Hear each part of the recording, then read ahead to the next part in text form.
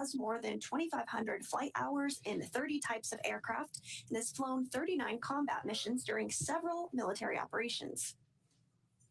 Serving as a mission specialist is Sophie Adenau, representing the European Space Agency, or ESA.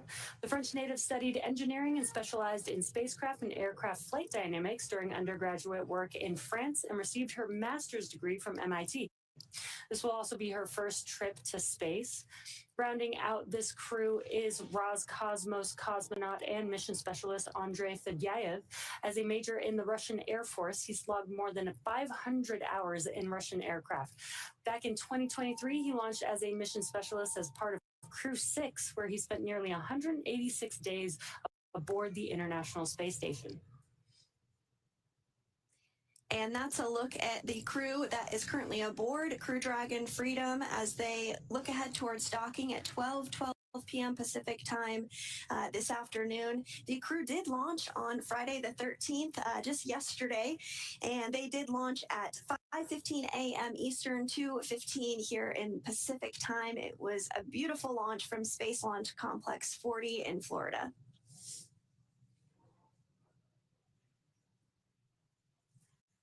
Yeah, and the crew, again, as we were just mentioning, they were performing suit leak checks. They're still currently in that procedure. Again, they had a low pressurization in suit 3. So they are troubleshooting that as we speak. And at the 10:49 minute mark, they're going to try that suit leak check one more time. And again, and they do this to make sure that the suits are good and ready to go, that they don't have leaks while they're docking to the International Space Station. So we should see that coming up in about a couple minutes. And we're going to check in with our partner over there at NASA's Johnny Space Center, Leah Cheshire. How's it going, Leah? Hi, good morning, or good afternoon, actually, here in Johnson Space Center. We're at the International Space Station Flight Control Room at the Johnson Space Center in Houston, Texas, where everyone here is gearing up for this afternoon's docking and looking forward to having Crew 12 aboard the station soon. So Dragon's approach will be monitored both here on the ground and from the space station's cupola using special software to track the spacecraft's approach and making sure it stays in the expected zones. Now, once Dragon is docked, NASA astronaut Chris Williams will be primed to start hatch opening operations. He's going to start by opening the large hatch on Node 2 Zenith, which is where the spacecraft's docking today, and that'll give him access into the pressurized mating adapter. The crew will also pressurize the vestibule, and that's the small space between the hatch on Dragon and the space station. This area, of course, was previously exposed to vacuum prior to docking, so the crew will need to fill it with air and make sure its pressure is nearly equal with the atmospheric pressure on Dragon and on the station side. Williams will use a small valve on the station's hatch to slowly introduce air into that vestibule, while flight controllers here in Houston will monitor and verify the pressure readings to make sure that everything is leak-free before we get ready to open up the hatches. Today on Console and Mission Control Houston, we have NASA Flight Director Brandon Lloyd and the Orbit 2 team on console for Dragon's approach and docking. To the right of Lloyd is our Capcom. That's the capsule communicator, Jacob Lesarge. He is not speaking with the crew on Dragon, but is instead talking with the crew aboard the station. We currently have 3 crew members living and working on the orbiting laboratory, and of course that's going to jump to 7 once the Crew 12 crew members arrive. Again, we're really excited to get those crew members aboard soon, and for now, that's the latest from here in Mission Control Houston. So I'll send it back over to Sandra and Jesse in Hawthorne.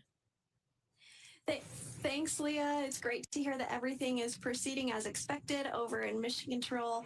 We are looking ahead towards that AI mid-course burn 11 minutes from now at the top of the hour at 11 a.m. Pacific. And again, we are just waiting for confirmation of that second suit leak check that the crew will be performing. Should be any minute now that we should start hearing comms about that. And coming up, once Dragon arrives at 400 meters. Dragon SpaceX on Dragon to ground for suit leak checks. Dragon, listen. All right. Just want to confirm if you were able to step through all substeps of 2.8 for the suit openings and verified closed, and if you reported anything found. We stepped through everything. It looked like my right glove may have had been only half a white tooth, but that's the only abnormality we found on all the zippers. Okay, copy that. Looking at that zipper, just for my awareness, did we look at the umbilical at all, or the O-rings? Yeah, we did. We looked at the umbilical, the O-rings looked good, all those connections looked good, and then we looked at the seat, the visor as well, and that seal looks decent. Okay, copy. At that point, we're more than likely going to be ready to step into the next suit leak check. Standby 1 will get ready on the ground, and I'll give you a call. If you can go ahead and return to step 2.1 and give me a go when you guys are ready to pressurize, and we'll be giving you that go shortly. Got it.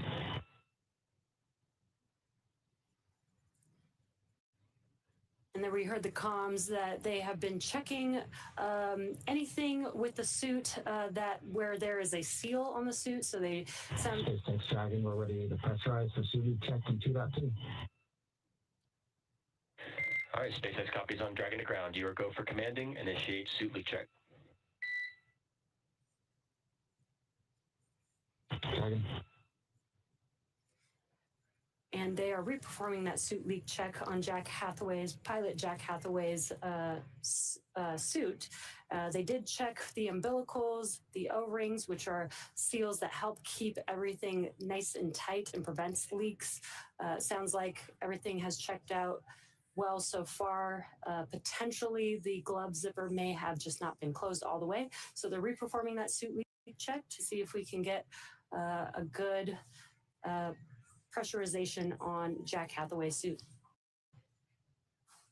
And coming up here shortly, once Dragon arrives at 400 meters below space station, it will be at what is known as waypoint 0, and that will be the first checkpoint during our approach. The spacecraft can hold here at 400 meters, but if all of its systems check out, Dragon can continue its approach to waypoint 1. Dragon's move from waypoint 0 to waypoint 1 will swing it up and over top of the space station, arriving at a distance of approximately 220 meters. At this point, it will be on what we call the docking axis, which is essentially directly in front of the docking port.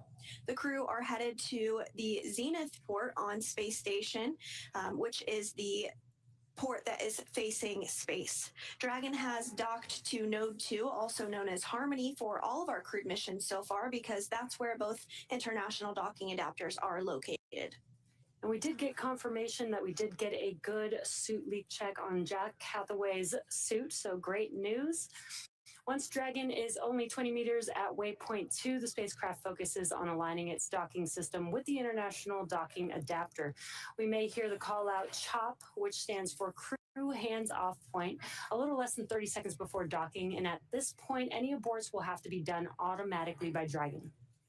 And then the moment we've all been waiting for, the grand arrival, when our crew arrives at the International Space Station. Dragon will fly in and make contact with that IDA, giving us what we call soft capture. The soft capture ring then retracts until sensors indicate it's time for 12 hooks to drive in place to give us a hard capture and firmly secure Dragon to its new home on the space station. The station crew, namely NASA astronaut Chris Williams, will then manually pressurize the vestibule, or the area between the Dragon hatch and the station hatch. Meanwhile, umbilicals that provide power, audio, and data connections from the station to Dragon are put in place. Then it's time for leak checks and hatch opening, which is currently timeline to come a little more than 2 hours following docking. And we are just about an hour and 15 minutes or so from that expected docking time with the International Space Station. It's a little bit of a long process. They have been coasting for quite a while now, but I'm sure the crew is very excited to make it to the International Space Station. SpaceX Dragon, 4 nominal seats. SpaceX copies and concurs. Good news, Jack. We see 4 healthy suits. And when with that confirmation we heard? Yeah, we're just as happy about that as well, and that's the end of this procedure. Thanks. SpaceX copies. Exiting 4.011. We'll go back to approach monitoring. Next event will be the mid-course maneuver coming up per your forward view, just about 4.5 minutes. Dragon. So again, we did get 4 good suit leak checks on board for Crew Dragon Freedom as we get closer to docking targeted for 12:12 p.m. Pacific time today. Just before we lost views there, we did see Dragon on our screen briefly. From time to time, we do have handover between our satellites, and so we'll momentarily lose views and communications, but we will regain that here shortly. Yeah, and we did have to reperform those suit leak checks, but we do have, even though they're following very specific procedures, we do make sure that there's time within the procedure to make sure that we have the time to do any troubleshooting that's needed. And we did have that time, and we're able to get some good suit leak checks and no changes to the schedule, which is exactly why we make sure the timeline is what it is and allow some extra time for, those some small off nominal things to occur.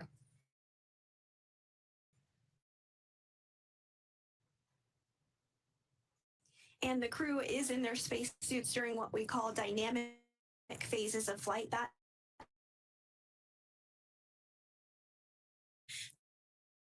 done during all of those phases of flight to ensure that the suit can pressurize if need be. And again, we did hear 4 good suit leak checks there. So our crew is well on their way to the International Space Station following their launch from Florida yesterday on Friday the 13th.